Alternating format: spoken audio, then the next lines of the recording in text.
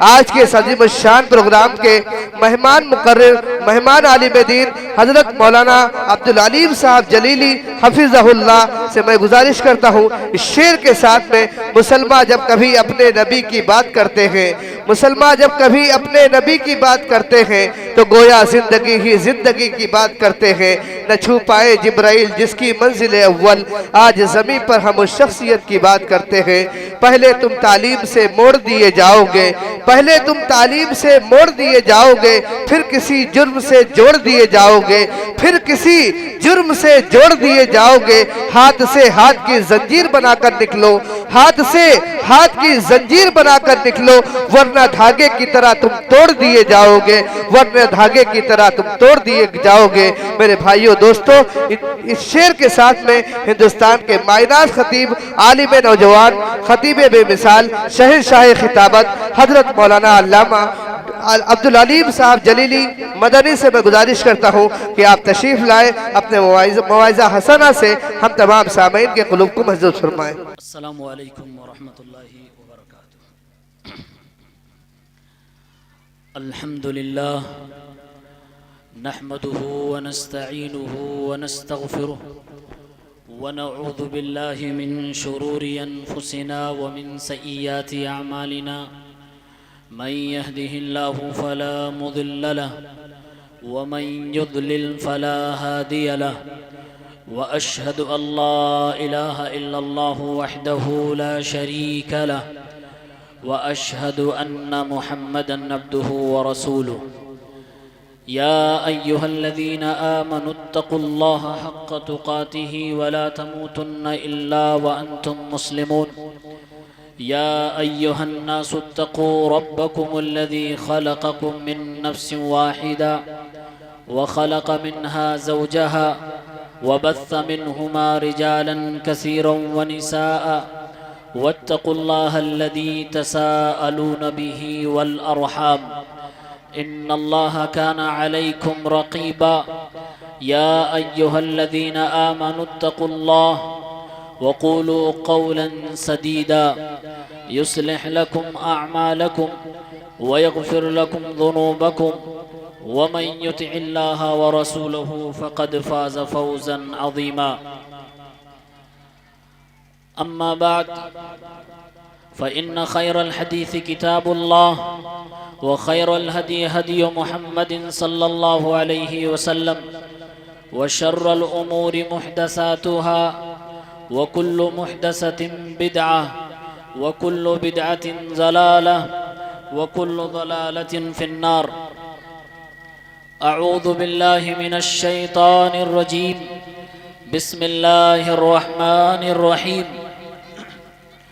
ولو أشركوا لحبط عنهم ما كانوا يعملون۔ معزز سامعین کرام، حاضرین مجلس، اسلامی بھائیوں، عزیز بچوں، پردہ نشین ماں اور بہنوں،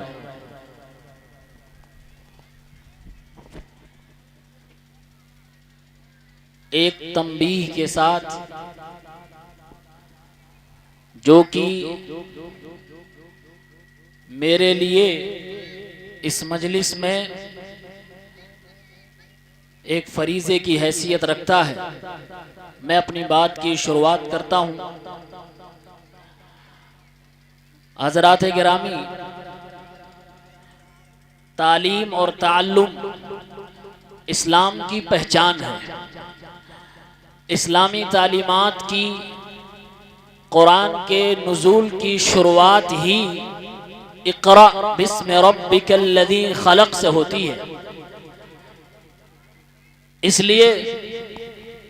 اس امت کا بچہ بچہ، مرد و عورت، تمام لوگوں کا پڑھا ہونا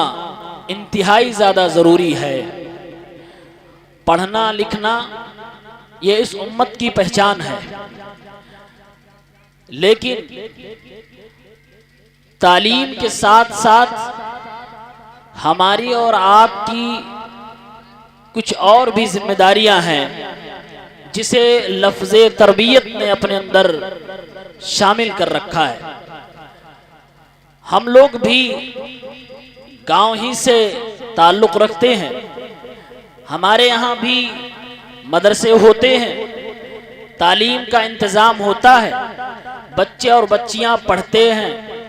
سناتے ہیں، لیکن آج کی اس مجلس میں ایک کام ساری خوبیوں کے باوجود غلط ہو گیا، وہ یہ کہ جو لپیاتی پیش کیا گیا، اور جیسا کہ ناظم اجلاس صاحب ثاقبی صاحب اللہ تعالیٰ ان کو اپنے حفظ و امان میں رکھے، یہ بھی اس سے راضی نہیں تھے، اور میں نے اس کو شروع ہونے کے وقت ہی اس پر نکیر کری اور اس سے روکنے کی کوشش کی، لیکن جو میں کر سکتا تھا کرا۔ اللہ رب العالمین ہمیں اور آپ کو مسلمان بنایا ہے، مسلمانوں کی ایک پہچان ہے۔ ہم کسی قوم سے اتنے مرعوب نہ ہو جائیں کہ وہ غلط چیزیں بھی اپنے اندر ہم شامل کرنے لگیں، وہ چاہے کتنی اچھی کیوں نہ ہو۔ لپیاتی ایک بہترین نظم ہے، ایک بہترین دعائیہ کلمات ہے، مدرسوں میں بچوں کی زبان سے سننے کو ملتا ہے، ہم لوگوں نے بھی بچپن میں پڑھے، آج بھی اس کو پڑھتے ہیں، اس کے معنی بڑے اچھے ہیں، لیکن جب اس کے اندر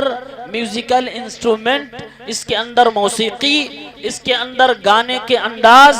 اس کے اندر یہ ساری چیزیں ڈھول تاشے شامل کر دی جاتی ہیں، تو میں سمجھتا ہوں یہ اسلامک اسٹیج کی توہین ہے اور یہ شریعت کے اندر ناجائز ہے۔ بس میں اتنی سی بات کہہ کے اپنی بات شروع کر رہا ہوں، اور ذمہ داران مدرسہ اور ذمہ داران جماعت کو میں اتنا کہنا چاہوں گا کہ اس پر آپ نظر رکھیں اور اپنے ان نونہالوں کو سنبھالیں، تاکہ ان کے اندر کسی طرح کی کوئی گڑبڑی نہ آنے پائے، صحیح تربیت ہونے پائے، اور آپ سے گزارش ہے کہ آپ اس کو باریک بینی سے دیکھیں کہ یہ جائز ہے کہ ناجائز ہے، اور میں سمجھتا ہوں آپ کا بھی یہی مشورہ ہوگا کہ یہ اسلام کے اندر قطعاً جائز نہیں ہے۔ قوالیاں سننا اور ڈھول تاشے پہ ناچنا مسلمانوں میں کچھ جاہل لوگ کرتے ہیں، یہ ان کی اپنی بات ہے، یہ ہماری اور آپ کی پہچان نہیں ہے، اس لیے ہمیں اور آپ کو اس سے بچنا چاہیے۔ میں بچوں کو، پڑھنے والی بچیوں کو ہرگز ان کی دل آزاری نہیں کر رہا، ہرگز میں ان کو برا بھلا نہیں کہہ رہا، لیکن کم از کم وہ اساتذہ جنہوں نے ٹریننگ دی یا جنہوں نے اجازت دی اسٹیج پر اس موسیقی کے ساتھ اور جسم کی حرکات کے ساتھ پیش کرنے کے لیے، میں انہیں کہوں گا ایک بار اپنے کبار علماء سے اس مسئلے میں ضرور پوچھ لیں کہ یہ جائز بھی ہے کہ نہیں جائز ہے۔ میرے رسول صلی اللہ علیہ وسلم نے تو ایک بار موسیقی سنی تو آپ نے اپنے کانوں پہ ہاتھ رکھا اور اتنی دور تک چلے گئے کہ جہاں تک آواز نہیں جاتی تھی، اپنے ساتھ کے صحابی سے فرمایا تھا آپ نے، امسک ھذا الشیطان، اس شیطان کو روکو۔ آپ نے میوزیکل انسٹرومنٹ کو، موسیقی کو شیطان کی آواز کہا ہے، اور ہم قرآن و حدیث کے اسٹیج پر اور اپنے علماء کو بلا کر اپنے مہمانوں کی موجودگی میں اگر یہ سب کرتے ہیں، انجانے میں ہوا ہے تو چلیے اللہ معاف فرمائے، لیکن ہمیں اور آپ اگر جان بوجھ کر ہم نے ایسا کیا ہے تو یہ کہیں نہ کہیں قرآن کی توہین ہے، رسول اللہ صلی اللہ علیہ وسلم کے کلام کی، آپ کے حدیث مبارکہ کی توہین ہے، علماء کی توہین ہے۔ اللہ ہم سب کو صحیح سمجھ عطا فرمائے، ہمیں اپنے بچوں کی صحیح تربیت کرنے کی توفیق عنایت فرمائے۔ میں نے آپ کے سامنے قرآن پاک کی ایک آیت کا ایک ٹکڑا رکھا ہے، تلاوت کی ہے۔ اس آیت کے پس منظر میں آپ سے کچھ باتیں عرض کروں گا۔ سب سے پہلے ایک بنیادی سوال آپ سب سے کہ انسان جو ہے یہ غلطیوں کا پتلا ہے، یہ غلطیاں کرتا رہتا ہے، اسی لیے اللہ کے نبی صلی اللہ علیہ وسلم نے فرمایا ہے، کل بنی آدم خطاؤون وخیر الخطائین التوابون، ساری انسانیت خطا کار ہے، سارے انسان غلطی کرنے والے ہیں۔ ہمارے دادا آدم علیہ السلام نے جنت میں غلطی کی، انسان دنیا کی زندگی میں غلطیاں کر رہا ہے، خطائیں کر رہا ہے، اللہ کے نبی فرماتے ہیں سب سے بہترین خطا کار وہ ہے، غلطی کرنے والوں میں سب سے بہترین غلطی کرنے والا وہ بندہ ہے جو غلطی کرنے کے بعد اپنے غلطی کو مان بھی لے اور اپنے غلطی سے توبہ کر لے۔ توبہ کرنے والا بندہ اللہ کی نگاہ میں بڑا پیارا ہوتا ہے اور اللہ توبہ کرنے والوں کو پسند بھی فرماتا ہے۔ سبحان اللہ ماشاءاللہ۔ سوال یہ ہے کہ غلطی گناہ کئی طرح کے ہوتے ہیں۔ چوری بھی ایک گناہ ہے، کسی کو مارنا قتل کرنا ایک بڑا گناہ ہے، زنا کرنا ایک بڑا گناہ ہے، کسی کا مال غصب کرنا، لڑائی کرنا، گالی گلوچ دینا، یہ سب چیزیں گناہ میں ہیں۔ غیبت کرنا، چغلی کرنا، یہ سب کبیرہ گناہوں میں آتے ہیں۔ ایک گناہ ہے جسے ہم اور آپ شرک کہتے ہیں۔ سوال یہ ہے کہ ان گناہوں میں اور شرک میں فرق کیا ہے؟ آج یہ بات ہمیں اپنے بچوں کو بھی سمجھانے کی ضرورت ہے، آج یہ چیز ہمیں اپنے نوجوانوں کو بھی سمجھانے کی ضرورت ہے کہ شرک میں اور بقیہ تمام بڑے گناہوں میں کیا فرق ہے۔ تو فرق کیا ہے اس کا جواب میں دینے جا رہا ہوں، غور سے سننے کی ضرورت ہے۔ اگر ایک انسان دنیا میں چوری کرنے والا ہے، زناکاری کرنے والا ہے، بدماشی کرنے والا، گالی گلوچ دینے والا، غیبت و چغلی کرنے والا ہے، یہ سارے کبیرہ گناہ کرتا ہے اور ساتھ میں شرک بھی کرتا ہے، لیکن مرنے سے پہلے اس بندے نے توبہ کر لی تو اللہ رب العالمین جس طرح سے چوری کرنے کے جرم کو معاف کر دے گا، زنا کرنے کے جرم کو معاف کر دے گا، غیبت و چغلی کو معاف کر دے گا، دوسرے گناہوں کو معاف کر دے گا، اسی طرح سے اللہ تعالیٰ شرک کو بھی معاف کر دے گا، بشرط کہ انسان اپنی دنیاوی زندگی کے اندر اس کے لیے توبہ کر جائے۔ سورہ زمر کے اندر آیت نمبر 53 میں اللہ رب العالمین نے فرمایا قُلْ يَا عِبَادِيَ الَّذِينَ أَسْرَفُوا عَلَىٰ أَنفُسِهِمْ لا تقنطوا من رحمت اللہ ان اللہ یغفر الذنوب جميعا انہ هو الغفور الرحیم۔ اے میرے نبی میرے بندوں سے کہہ دیجئے، اے میرے بندوں جنہوں نے اپنے اوپر ظلم کر رکھا ہے، جنہوں نے گناہوں پہ گناہ کر رکھے ہیں، زندگی میں بہت سارے بہت قسم کے گناہ کیے ہیں، لا تقنطوا من رحمت اللہ، اپنے رب کی اپنے اللہ کی رحمت سے کبھی بھی نہ امید نہ ہو، مایوس نہ ہو۔ ان اللہ یغفر الذنوب جميعا، اللہ رب العالمین سارے گناہوں کو معاف کرنے والا ہے، بشرط کہ بندہ زندگی میں سانس لیتے ہوئے اللہ رب العالمین سے توبہ کر لے۔ انہ هو الغفور الرحیم، وہ اللہ معاف کرنے والا رحم کرنے والا ہے۔ قرآن کی اس آیت میں اللہ رب العالمین نے بیان فرمایا اے میرے بندو تم نے زندگی میں جو بھی گناہ کیے ہو میرے دربار میں آؤ، توبہ کرو، دو آنسو گراؤ، تم اللہ رب العالمین سے رو، اللہ کے سامنے اپنے آپ کو شرمندگی کے ساتھ پیش کرو۔ اللہ فرماتا ہے ان اللہ یغفر الذنوب جميعا، سارے گناہوں کو اللہ معاف فرما دے گا۔ علماء کرام نے لکھا ہے اللہ تعالی توبہ کے بعد شرک کو بھی معاف کر دیتا ہے، زنا کو بھی معاف کر دیتا ہے، ہر قسم کے گناہ کو معاف کر دیتا ہے، بشرط کہ بندہ زندگی میں توبہ کرے۔ ایک حدیث قدسی ہے، یاد آ رہی ہے آپ کے سامنے عرض کر دوں۔ سبحان اللہ سبحان اللہ۔ کتاب الدعوات 3540 یہ حدیث صحیح ہے۔ اللہ کے نبی صلی اللہ علیہ وسلم فرماتے ہیں کہ میرا اللہ کیا فرماتا ہے،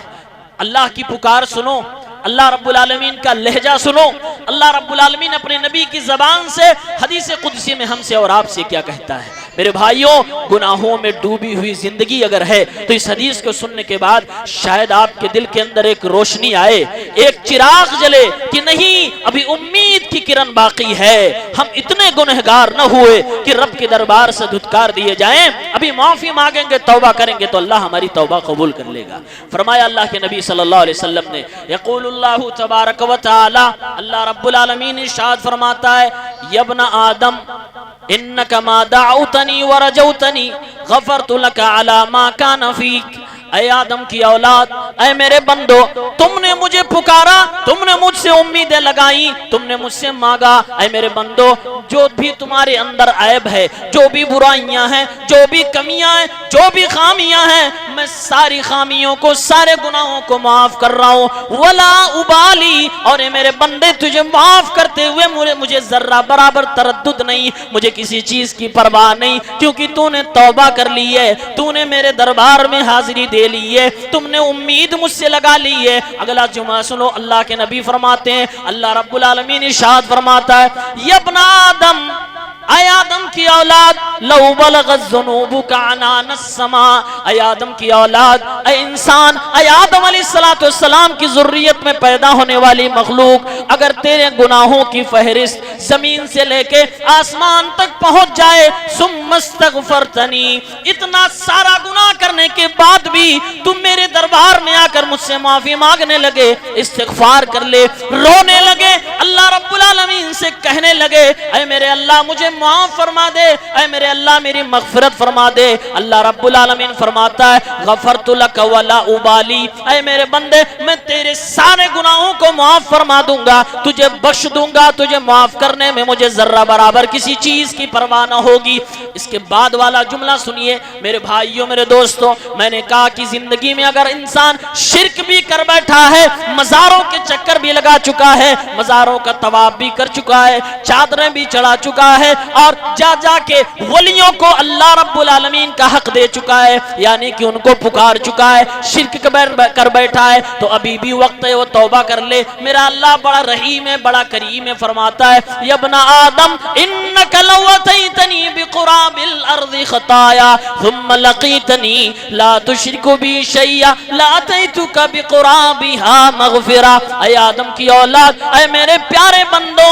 اے میرے پیارے بندو، اگر تم میرے پاس کل قیامت کی دن آنا تو یاد رکھنا تمہارے نام اعمال میرے سامنے ہوں گے، تمہارے نام اعمال میں سارے گناہ موجود ہو، زناکاری ہو، چوری ہو، مکاری ہو، عیاری ہو، غیبت ہو، چغلی ہو، ہر قسم کے گناہ موجود ہو، لیکن تیرے نام اعمال میں میرے ساتھ غداری نہ ہو، میرے ساتھ شرک نہ موجود ہو، لَأَتَيْتُكَ بِقُرَابِهَا مَغْفِرَةً، تو ساری زمین گناہوں کی لے کر آئے گا، میں ساری زمین مغفرت و بخشش کی لے کر آؤں گا اور تجھے معاف کر دوں گا، میں اس کے لیے بھی کوئی پرواہ نہ کروں گا۔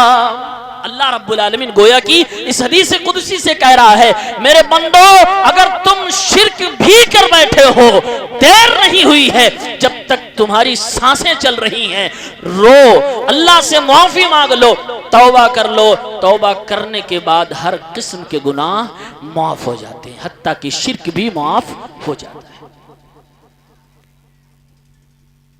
لیکن اگر توبہ نہ کیا، مزاروں کے چکر لگاتے لگاتے دنیا سے چلے گئے، وہ بتاشے اور وہ چیزیں کھاتے کھاتے دنیا سے چلے گئے، شرک کرتے کرتے دنیا سے چلے گئے، توبہ کی اگر توفیق نہ ملے تو یاد رکھیے رب کا اعلان، رب کا فرمان بڑا خطرناک ہے۔ فرمایا اللہ رب العالمین نے، ان اللہ لا یغفر ان یشرک بہ ویغفر ما دون ذلک لمن یشاء۔ اے میرے بندو، جس رب کے بارے میں تم نے سنا کہ وہ اللہ بڑا رحیم ہے، بڑا کریم ہے، بخشنے والا، معاف کرنے والا ہے، اس سارے گناہوں کو معاف کر دے گا، لیکن اپنے ساتھ کیے گئے شرک کو کبھی بھی معاف نہ کرے گا، یہ اس کا اپنا بنایا ہوا قانون ہے، اور اللہ تعالیٰ اپنی باتوں سے کبھی بھی پلٹتا بھی نہیں ہے۔ بغیر توبہ کے اگر دنیا سے انسان چلا گیا اور اس کی زندگی میں شرک بھی موجود ہے، اللہ رب العالمین فرماتا ہے، او میرے بندے میرے سے کوئی امید نہ رکھنا، تیرے لیے جہنم بنائی گئی ہے اور تو اسی کے لائق ہے، تیرے اوپر جنت حرام کر دی جائے گی۔ یہ دو ٹوک فیصلہ اللہ رب العالمین کا ہے، اس میں کوئی لاؤ لپیٹ نہیں ہے، اس میں کوئی تردد و شک و شبہ نہیں ہے۔ دنیا بھر کے عالم آپ کو اگر آ کے بتا کے جائے کہ آپ شرک بھی کرتے رہو، فلاں آپ کو بخشوا لے گا، فلاں کا دامن پکڑ کے آپ مچل جاؤ گے اور جنت آپ کی قسمت ہو جائے گی، اللہ کی قسم ہے دنیا بھر کے تمام علماء کرام کی تمام باتوں پہ قرآن کریم کی اس آیت کو پیش کیا جائے سب کی باتیں رفع ہو جائیں گی۔ قرآن کا اعلان باقی تھا، باقی ہے، باقی رہے گا کہ مشرک کو کبھی جنت نہیں مل سکتی ہے۔ اس لیے زندگی میں توبہ ضروری ہے، کیونکہ شرک چونٹیوں کی چال سے بھی زیادہ ہماری زندگی میں گھسنے کی کوشش کرتا ہے۔ اس لیے زندگی میں بار بار توبہ کی ضرورت پڑتی ہے، توبہ کرنا چاہیے۔ ایک انسان جب مشرک ہو کے دنیا سے چلا جاتا ہے، جانتے ہیں کیا اس کے ساتھ ہوتا ہے؟ اللہ تعالیٰ مشرکوں کی کوئی پرواہ نہیں کرتا۔ اللہ اپنے بندوں سے محبت کرتا ہے نا۔ ایک ماں اپنے بچے سے محبت کرتی ہے، ایک باپ اپنے بچوں سے محبت کرتا ہے۔ ماں کے سامنے بچہ گر جائے، ماں دوڑ کے اسے گود میں اٹھاتی ہے، اور ماں سے کئی گنا زیادہ محبت کرنے والا میرا رب اپنے بندوں کو کیسے چھوڑ دے گا؟ لیکن وہ چھوڑتا ہے۔ اس نے کہا جو مجھ سے غداری کرے گا، جو میرے ساتھ شرک کرے گا، میں ایسے کی کبھی کوئی پرواہ نہیں کرتا۔ اسے دنیا مارے گی، میں مارنے دوں گا، اسے دنیا ستائے گی، میں ستانے دوں گا، میں اس کی کوئی پرواہ نہیں کرتا۔ قرآن کریم اٹھائیے، سورۃ الحج آیت نمبر 31، اللہ رب العالمین نے فرمایا انہو من یشرک باللہ فکأنما خر من السماء، جو اللہ کے ساتھ شرک کرتا ہے تو وہ ایسے ہی ہے جیسے آسمان سے اسے پھینک دیا گیا ہو، وہ آسمان سے گر رہا ہو۔ فتخطفہ الطیر، کوئی پرندہ اسے ہواؤں ہی میں جا کر اسے اپنا نوالا بنا لے، اسے اچک لے، اسے کڈنیپ کر لے۔ او تہوی بہ الریح فی مکان سحیق، یا پھر اگر کوئی پرندہ نہ کھائے تو ہوا اسے اپنے ساتھ دنیا کے کس کونے میں لے جا کر کس پتھریلی اور کنکریلی زمین میں اور کس دریا اور سمندر کے حوالے کر دے۔ میرا رب فرماتا ہے مجھے کوئی پرواہ نہیں ہے، میں ایسے کی کوئی فکر کرتا بھی نہیں، میں ایسے کی کوئی حفاظت نہیں کرتا۔ مشرک کو اللہ کبھی بھی بچاتا نہیں ہے۔ آج مسلمان رو رہے ہیں نا کہ مسلمانوں کی حالت خراب ہے۔ مسلمانوں، اس آیت کی روشنی میں آپ سے میں کہنا چاہوں گا، غور کرو اپنی زندگی میں، کہیں شرک میں تو آپ نہیں ڈوبے، کہیں آپ کی زندگی میں شرک تو نہیں ہے۔ اور آگے سنو، اگر مشرک ہو کر انسان دنیا سے گیا، اللہ کی مغفرت اس کے لیے بند، اللہ اس کی پرواہ نہیں کرے گا، اور اس کا فیصلہ جہنم میں کنفرم ہو گیا۔ اللہ تبارک و تعالیٰ نے قرآن کریم میں ارشاد فرمایا انہو من یشرک باللہ فقد حرم اللہ علیہ الجنہ ومأواہ النار وما للظالمین من انصار۔ جو لوگ اللہ کے ساتھ شرک کرتے ہیں، جو لوگ اللہ رب العالمین کی عبادت نہ کر کے غیر اللہ کی عبادت کرتے ہیں، جو لوگ تعویذ گنڈا اپنے گلے میں پہنتے ہیں اور شرکیہ کام کرتے ہیں، اللہ رب العالمین فرماتا ہے اللہ تعالیٰ اس کے اوپر جنت کو حرام کر دیتا ہے۔ وَمَأْوَاهُ النَّارِ، اور ایسے کا ٹھکانہ اللہ جہنم میں بنائے گا۔ وَمَا لِلظَّالِمِينَ مِنْ أَنصَارٍ، اور ایسے لوگوں کا کوئی مددگار نہ ہوگا، کیونکہ یہ ظالم ہوں گے، گنہگار ہوں گے، مشرک ہوں گے۔ اللہ رب العالمین دو ٹوک فیصلہ سنا رہا ہے، مشرکوں کے لیے جنت نہیں بنی ہے۔ اور ایک بات سنو، ایک بار ابو ہریرہ رضی اللہ عنہ اللہ کے نبی صلی اللہ علیہ وسلم کے پاس آئے اور سوال کیا من اسعد الناس بشفاعتک، آج دنیا میں لڑائی کس بات کی ہے کہ نبی کی صلی اللہ علیہ وسلم کی شفاعت کا حقدار کون ہے، ہمارے حق میں نبی شفاعت کریں گے کہ نہیں کریں گے؟ تو سن لیجئے جواب۔ ابو ہریرہ رضی اللہ تعالیٰ عنہ نے سوال فرمایا اے اللہ کے نبی صلی اللہ علیہ وسلم، آپ کی شفاعت کا سب سے زیادہ حقدار کون ہوگا؟ آپ صلی اللہ علیہ وسلم نے پہلے حضرت ابو ہریرہ رضی اللہ تعالیٰ عنہ کی اس علم کی حرص کی تعریف فرمائی، فرمایا ابو ہریرہ مجھے پتا تھا، مجھے معلوم تھا تیری حرص کو دیکھ کر کہ تیرے علاوہ کوئی یہ سوال نہ کرے گا۔ آپ نے جواب دیا من قال لا الہ الا اللہ یبتغی بذالک وجہ اللہ، میری شفاعت کا حقدار کل قیامت کے دن وہ ہوگا، یعنی میں کل قیامت کے دن اس بندے کے حق میں رب کے سامنے سفارشی بن کر آؤں گا جو کلمہ پڑھے لا الہ الا اللہ خالص دل سے، اور پھر اللہ کے ساتھ کسی طرح کا کوئی شرک والا عمال، شرک والا کام کر کے نہ جائے۔ اللہ رب العالمین ایسے بندے کے لیے نبی کریم صلی اللہ علیہ وسلم کو سفارشی بنائے گا۔ معلوم یہ ہوا کہ سفارش اگر نبی کی چاہیے، شفاعت نبی کی چاہیے، تو دنیا میں ہمیں شرکی اعمال سے بچنا۔ ہماری ماں اور بہنیں بھی بیٹھی، کثیر تعداد میں ہمارے نوجوان بیٹھے، بچے بیٹھے۔ میرے بھائیوں، یہ توحید اور شرک کا معاملہ یہ کوئی عام معاملہ نہیں ہے، اور آپ سب بہت کم اس کے بارے میں سنتے ہوں گے، کیونکہ یہ آپ کے بھائی، آپ کے باپ، آپ کے رشتہ دار، یہ کوئی ایموشنل ٹاپک نہیں ہے، یہ اللہ رب العالمین کے بارے میں ہے، اس لیے لوگ اس کے بارے میں بولنا بہت زیادہ ضروری نہیں سمجھتے۔ لیکن نبیوں کا یہی کام تھا، نبی اسی کے بارے میں بول کے گئے، اور جب یہی چیز نہیں ہو رہی تھی زمین پر، یعنی لوگ توحید کے بارے میں نہیں بول رہے تھے، شرک کے خلاف نہیں بول رہے تھے، تبھی اللہ تعالیٰ نے نبیوں کو بھیجا ہے۔ وَلَقَدْ بَعَثْنَا فِي كُلِّ أُمَّةٍ رَسُولًا أَنِ اعْبُدُوا اللَّهَ وَاجْتَنِبُوا الطَّاغُوتَ۔ اللہ فرماتا ہر امت کے اندر ہم نے رسول کو بھیجا ہے کہ ایک اللہ کی عبادت کی طرف بلاؤ، اور طاغوت یعنی اللہ کے علاوہ تمام معبودان باطلہ کی پرستش سے امت کو روکو۔ اس لیے اللہ تعالیٰ نے دنیا والوں کے پاس رسولوں کو بھیجا تھا۔ اسلام کی شروعات دیکھیے، نبی کریم صلی اللہ علیہ وسلم کی زندگی دیکھیے۔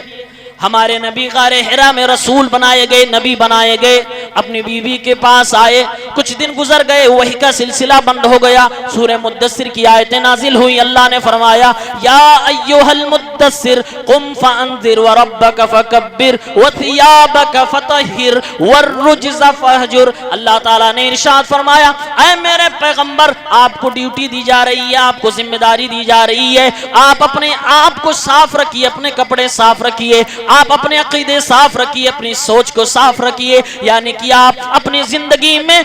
ذرہ برابر شرکیہ سوچ نہ آنے دیجئے، اپنے آپ کو پاک صاف رکھیے، لوگوں میں اللہ کی بڑائی بیان کیجئے، اللہ رب العالمین کی توحید بیان کریے۔ اللہ کے نبی صلی اللہ علیہ وسلم نے اللہ رب العالمین کی اس اشارے کو سمجھا، آپ کوہ صفا پہ کھڑے ہو گئے۔ آپ دیکھیے اسلام کس طریقے سے نبی علیہ السلام نے دنیا کے سامنے پیش فرمایا۔ آپ نے فرمایا اے میری قوم کے لوگوں، قولوا لا الہ الا اللہ تفلحوا۔ خانہ کعبہ کی صحن میں 360 بت رکھے ہوئے، خانہ کعبہ کے اندر بت رکھے ہوئے، لوگ ان سے منتیں مان رہے ہیں، لوگ ان سے نظریں مان رہے ہیں، لوگ ان کے لیے چڑھاوے چڑھا رہے ہیں۔ اے میری امت کے لوگوں، اے میری قوم کے لوگوں، ان سب کو چھوڑ دو، ایک اللہ رب العالمین کی طرف، عبادت کی طرف آ جاؤ، تم کامیاب ہو جاؤ گے، عرب و عجم کے مالک ہو جاؤ گے۔ اللہ نے فرمایا اے نبی، سب سے پہلے اپنے خاندان والوں کو ڈرائیے، وَأَنذِرْ عَشِيرَتَكَ الْأَقْرَبِينَ۔ اللہ نے فرمایا اپنے قریبیوں کو ڈرائیے۔ اللہ کے نبی نے اپنے خاندان والوں کو بلا بلا کے فرمایا اے بنی عبد شمس، اے بنی عبد مناف، اے میری بیٹی، اے میرے خاندان کے لوگوں، اے میرے چچا، اے میرے چچا کے خاندان کے لوگوں، دنیا میں اللہ رب العالمین کی عبادت کر لو اور اللہ کے ساتھ شرک کرنے سے باز آ جاؤ۔ اے میری بیٹی تو بھی یہ میری بات سن لے، کیونکہ کل قیامت کے دن میں سے اپنی امت کے کسی کام نہ آ سکوں گا، ویسے ہی تیرے کام بھی نہ آ سکوں گا۔ اگر دنیا میں توحید پرست رہی، شرک سے اپنے آپ کو بچا کے رکھا، تو محمد الرسول اللہ وہاں تیری مدد کرے گا، سفارش کرے گا، شفاعت کرے گا، لیکن کوئی بھی مشرک میری شفاعت کا، میری سفارش کا حقدار نہ بنے گا۔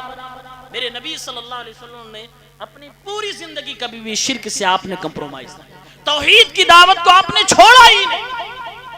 کبھی بھی چھوڑا نہیں۔ ہجرت کرتے ہوئے جا رہے ہیں اللہ کے نبی صلی اللہ علیہ وسلم، ساتھ میں یار غار ابو بکر صدیق موجود ہیں، ایک غار کے اندر چھپے ہوئے ہیں، دشمن آپ کی تلاش میں آئے ہیں۔ اللہ کے نبی صلی اللہ علیہ وسلم حضرت ابو بکر صدیق رضی اللہ تعالیٰ عنہ کی گود میں لیٹے ہوئے ہیں، سر مبارک رکھے ہوئے ہیں۔ ابو بکر صدیق کو کسی جانور نے ڈنک مار دیا، ابو بکر صدیق رضی اللہ تعالیٰ عنہ کے درد سے نبی کریم صلی اللہ علیہ وسلم کو اندازہ ہوا، ابو بکر صدیق کا خوف تھا، اے اللہ کے نبی دشمن غار کے دہانے پہ موجود ہیں، اگر انہوں نے نظریں نیچے جھکا لی تو ہم دونوں پکڑے جائیں گے۔ میرے رسول نے وہاں بھی توحید کی دعوت دی، کوئی امتی نہیں، صرف یار غار ابو بکر صدیق ہے جو پکا موحد ہے، جو پکا توحید پرست ہے۔ پھر بھی میرے نبی نے فرمایا لا تحزن ان اللہ معنا۔ ابو بکر صدیق غم کس بات کا، خوف کس بات کا، حسن و ملال کس بات کا، میرے رب کی تائید میرے ساتھ ہے،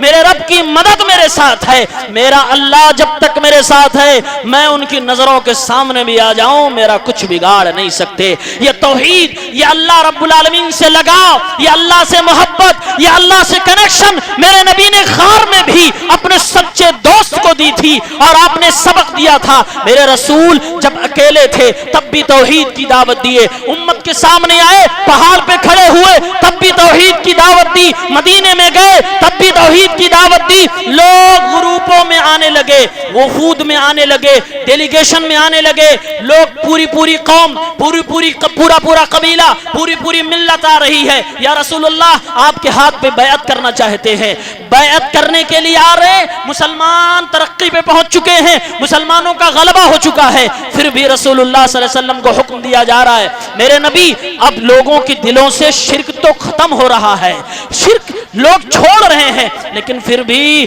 شرک کو آپ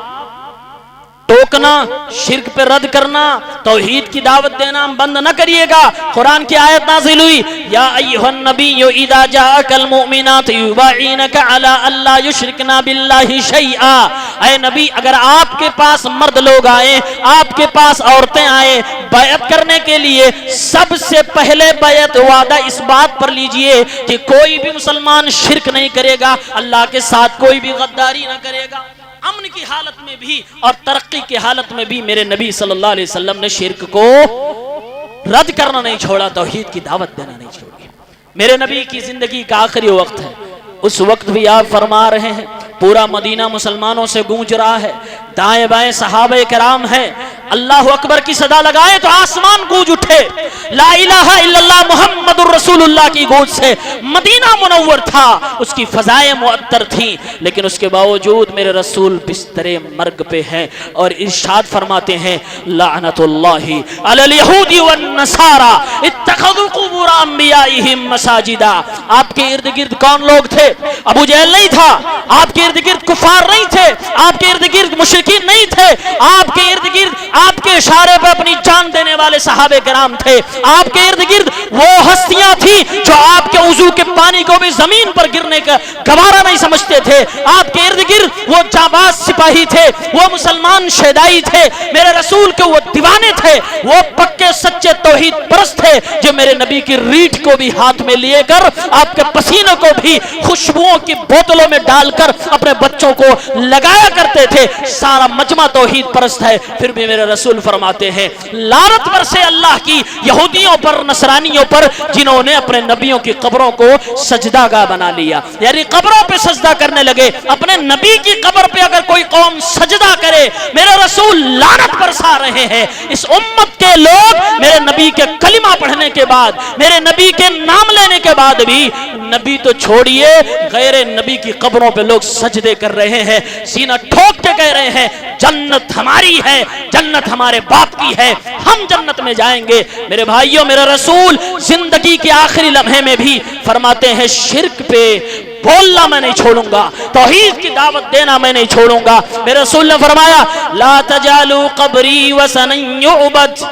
اے میری قوم کے لوگوں, میرے قبر کو عیدگاہ نہ بنانا, میرے قبر کو میلے ٹھیلے کی جگہ نہ بنانا. اللہم لا تجعل قبری وثنا یعبد. اے میرے اللہ تو مجھے بچا لے, میری قبر کو ایسا نہ بنانا کہ لوگ اس کو شرک کا اڈا بنا لیں.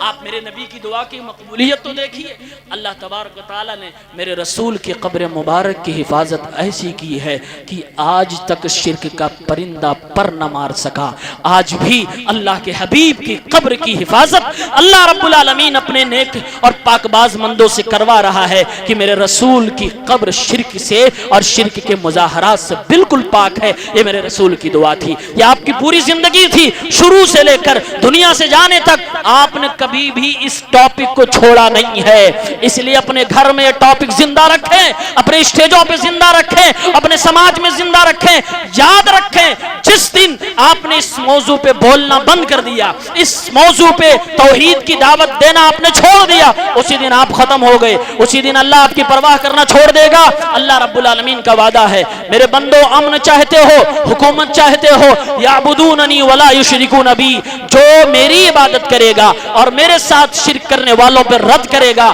شرک کرنے سے بھاگے گا، اسی کو میں حکومت دوں گا، اسی کو میں سکونت دوں گا، اسی کو میں امامت دوں گا، اسی کو میں خطابت دوں گا، اسی کے لیے میں دنیا کو امن کی جگہ بناؤں گا۔ میرا رب تو فرماتا ہے الذین آمنوا ولم يلبسوا ایمانہم بظلم اولئک لہم الامن وہم مہتدون، جو ایمان لائیں اور ایمان لانے کے بعد کبھی بھی شرک نہ کریں، شرک کی ملاوٹ ان کے ایمان میں نہ ہو، یہی ہدایت والے ہیں اور یہی وہ لوگ ہیں جو امن والے ہیں، سکون والے ہیں، یہی لوگ حقیقت میں زندگی جینے والے ہیں، یہی زمین کے رکھوالے ہیں، یہی زمین والے ہیں۔ زمین انہی لوگوں کو چاہتی ہے اور زمین کی بقا ان کی زندگی سے ہے۔ جس دن اس روئے زمین سے توحید اور اہل توحید چلے گئے، یاد رکھیے آپ کے جنازے بھی معصوم ہو جائیں گے، آپ کے جنازے بھی محروم ہو جائیں گے۔ میرے رسول فرماتے ہیں جس جنازے میں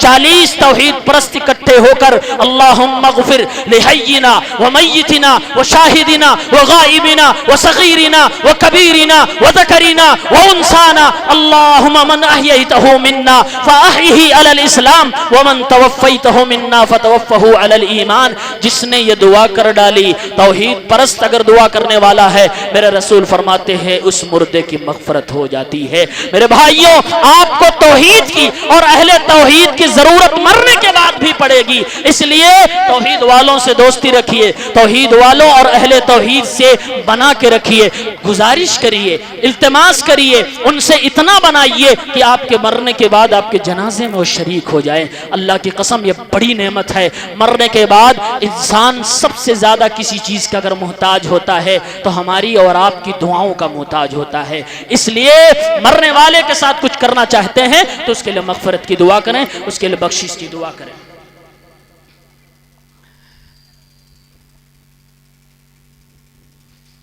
صحیح بخاری میں کتاب و فضائل القرآن حدیث نمبر 5015 ایک بار اللہ کے نبی صلی اللہ علیہ وسلم نے صحابہ کے مجمع سے ایک سوال کیا تھا، وہ سوال میں آپ سب سے کر رہا ہوں۔ سوال کئی بار آپ سب نے سنا ہوگا اور آپ سب اس کا جواب بھی دے سکتے ہیں، عمل بھی کر سکتے ہیں۔ اللہ کے رسول صلی اللہ علیہ وسلم نے فرمایا تم میں سے کون ایسا ہے جو صرف ایک رات میں 1/3 قرآن کی تلاوت کر لے جائے؟ اللہ کے نبی کا سوال ہے، میرے صحابہ بتاؤ تم میں سے کون ہے جو قرآن کریم کو اگر 3 حصوں میں بانٹا جائے،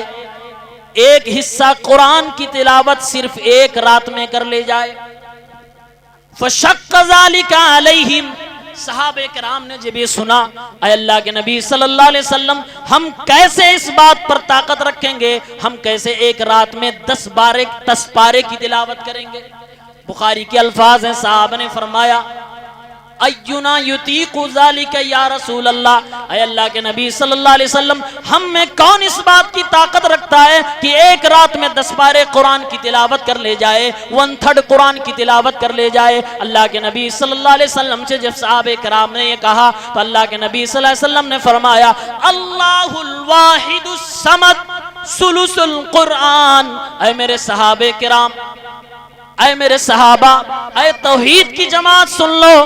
میں اس قرآن کی اس چھوٹی سی سورت کے بارے میں بات کر رہا ہوں جسے تم قل ہو اللہ احد اللہ الصمد لم یلد ولم یولد ولم یکن لہ کفوا احد کے نام سے جانتے ہو، سورہ اخلاص کے نام سے جانتے ہو۔ جس نے اس سورت کی تلاوت ایک رات میں ایک بار کر لی، میرے رسول فرماتے ہیں 10 پارے قرآن پڑھنے کے برابر اسے ثواب دے دیا جاتا ہے، 1/3 قرآن کا کے برابر وہ مقام دے دیا جاتا ہے۔ وہ میرے بھائیوں، سورہ اخلاص کا مطلب آپ سمجھتے ہیں؟ اس سورت کے اندر اللہ رب العالمین نے اپنے بارے میں بتایا ہے، اللہ رب العالمین نے اپنی ڈیفینیشن دی ہے، اپنا تعارف دیا ہے، اپنے بارے میں بتایا ہے۔ یہودی نے سوال کیا اے محمد یہ بتاؤ تمہارا رب کیسا ہے، تمہارا رب کیسا ہے؟ مشرکوں نے کہا اللہ کی بیٹیاں اللہ کے فرشتے ہیں، یہودیوں نے کہا اللہ کا بیٹا عزیر ہے، عیسائیوں نے کہا اللہ کا بیٹا عیسیٰ علیہ السلام ہے۔ اللہ کے نبی نے فرمایا تم تینوں کے تینوں غلط ہو۔ پھر پوچھنے لگے تمہارا رب کیسا ہے؟ اللہ کے نبی پر قرآن کی صورت نازل ہو جاتی ہے، قل هو اللہ احد، اے نبی کہہ دیجئے وہ اللہ ایک ہے، اللہ الصمد بے نیاز ہے، ساری دنیا اس کے چوکھٹ پہ پڑی ہوگی، ساری دنیا اس کی محتاج ہے، وہ کسی کا محتاج نہیں ہے، وہ کسی کا باپ نہیں ہے، اور وہ کسی کا بیٹا بھی نہیں ہے، اس کے برابر کوئی مثیل، کوئی شریک، کوئی ساجی دنیا میں کائنات میں موجود نہیں ہے۔ اس طرح سے آپ نے اللہ رب العالمین نے آپ کے اوپر قرآن کی یہ سورت نازل فرمائی اور اللہ کا انٹروڈکشن دیا۔ یہ سورت اللہ کو اتنی پیاری ہے، اللہ رب العالمین بیان فرماتا ہے، اللہ کے نبی صلی اللہ علیہ وسلم کہتے ہیں جو قرآن کی اس سورت کو اپنی نمازوں میں پڑھتا ہے اور بار بار پڑھتا ہے، اللہ تعالیٰ اس بندے سے محبت کرنے لگتا ہے۔ اسی سے ملی جلی ایک دوسری سورت ہے جسے سورۃ الکافرون کہا جاتا ہے، قل یا ایھا الکافرون، اے کافروں لا اعبد ما تعبدون، جس کی تم عبادت کرتے ہو ہم اس کے سامنے کبھی جھک نہیں سکتے، تم جس کی عبادت کرتے ہو میں اس کے سامنے نہیں جھک سکتا، اور تم ہمارے معبود کی عبادت نہیں کرنے والے ہو۔ اے کافروں لکم دینکم ولی دین، تمہارے لیے تمہارا دین، ہمارے لیے ہمارا دین ہے، ہم توحید کی دعوت دینے والے، تم شرک کے ساتھ اپنی عبادت کرنے والے، اللہ کی بارگاہ میں تمہارا شرک قبول ہونے والا نہیں، تمہاری عبادت قبول ہونے والی نہیں۔ آپ ان دونوں صورتوں کو جانتے ہوں گے۔ آخری بات سورہ اخلاص، قل اللہ، قل یا ایھا الکافرون، ہر مسلمان کو یاد ہوگا، ہر بچے کو یاد ہوگا۔ ان دونوں صورتوں میں جو روحانیت ہے، جو توحید کی دعوت ہے اور جو شرک سے نفرت ہے، اسی کی بنیاد پر اس صورت کے ساتھ میرے نبی کا کردار کیا تھا وہ سن لیجیے۔ اللہ کے نبی صلی اللہ علیہ وسلم صبح اٹھتے، فجر کی اذان ہوتی، فجر کی اذان کے بعد فجر کی 2 سنتیں پڑھی جاتی ہیں، میرے رسول کہتے اللہ اکبر، سورہ فاتحہ پڑھتے، اس کے بعد اللہ کے نبی تلاوت کر رہے ہیں قل یا ایھا الکافرون۔ دن کی پہلی نماز فجر کی 2 سنتیں میرے نبی پڑھ رہے ہیں، شروعات شرک اور اہل شرک سے بیزاری والی صورت سے ہو رہی ہے، اے کافروں تم مشرک قوم ہو، ہم شرک سے اور شرک کرنے والوں سے برات کا اعلان کرتے ہیں۔ دوسری رکعت ہوتی، اللہ کے نبی فرماتے، قرآن کریم پڑھتے، قل هو اللہ احد اللہ الصمد، دن گزر جاتا، فجر کی نماز ختم ہو گئی، ظہر کی ختم، عصر کی ختم، مغرب ختم، عشاء ختم، میرے نبی عشاء کی سنت بھی پڑھ رہے ہیں۔ اس کے بعد اللہ کے نبی صلی اللہ علیہ وسلم تہجد بھی پڑھنے کے بعد جب وتر پڑھنے کی باری آ رہی ہے تو تیسری رکعت میں میرے رسول پھر یہی سورت پڑھ رہے ہیں، قل هو اللہ احد اللہ الصمد لم یلد ولم یولد۔ اور میرے بھائیوں دن کی شروعات میرے نبی نے قل یا ایھا الکافرون اور قل هو اللہ احد سے کری ہے، اور رات کی کا اختتام بھی کیا تو قل یا ایھا الکافرون اور قل هو اللہ احد سے کی ہے۔ یعنی میرے نبی صلی اللہ علیہ وسلم یہ پیغام دے رہے ہیں، اے دنیا کے لوگوں توحید سے تم جینا سیکھ لو اور توحید پہ مرنا سیکھ لو۔ یہ دن 24 گھنٹہ بھی گزرنا نہیں چاہیے کہ تم توحید پہ عمل کر کے نہ دکھا دو، شرک اور اہل شرک سے بیزاری کا اعلان نہ کر دو۔ میرے نبی یہی صورتیں خانہ کعبہ کے طواف کے بعد بھی پڑھتے تھے۔ اللہ کے نبی صلی اللہ علیہ وسلم ان دونوں صورتوں کو مغرب کے بعد کی سنتوں میں بھی پڑھتے تھے۔ اس قدر آپ نے توحید کو اپنی زندگی میں برقرار رکھا۔ توحید بڑی انمول چیز ہے، بس پیغام یہی ہے، اگر زندگی میں شرک ہے، ہو چکا ہے، احساس ہے تو توبہ کر لیجئے، اسی میں عافیت ہے، اور اگر نہیں کر رہے ہیں تو بڑی عافیت ہے۔ اللہ ہم سب کو شرک سے بچائے، اللہ رب العالمین ہماری خطاؤں کو معاف فرمائے، شرک سے اپنے آپ کو بچا کے رکھیے، ورنہ زندگی کی کوئی نیکی کام نہیں آنے والی، ساری نیکی برباد ہو جائے گی، اللہ رب العالمین جہنم کا فیصلہ سنا دے گے۔ پروردگار عالم ہم سب کی خطاؤں کو معاف فرمائے، الہ العالمین شرک جیسے عظیم گناہ سے ہماری حفاظت فرمائے، آمین یا رب العالمین۔ وآخر دعوانا ان الحمدللہ رب العالمین، والسلام علیکم ورحمۃ اللہ وبرکاتہ۔